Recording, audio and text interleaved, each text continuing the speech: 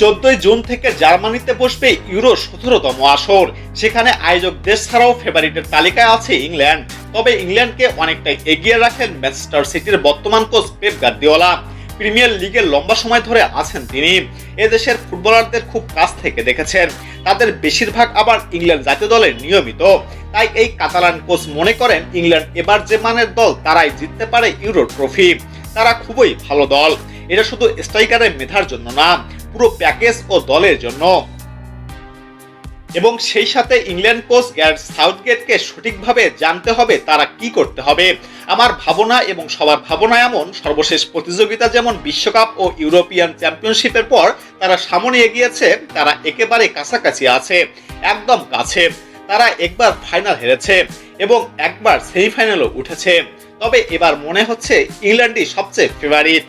তবে সবকিছু ছাপিয়ে এবার ব্যতিক্রমও হতে পারে বলে বিশ্বাস করেন পেপ গার্দিওলা।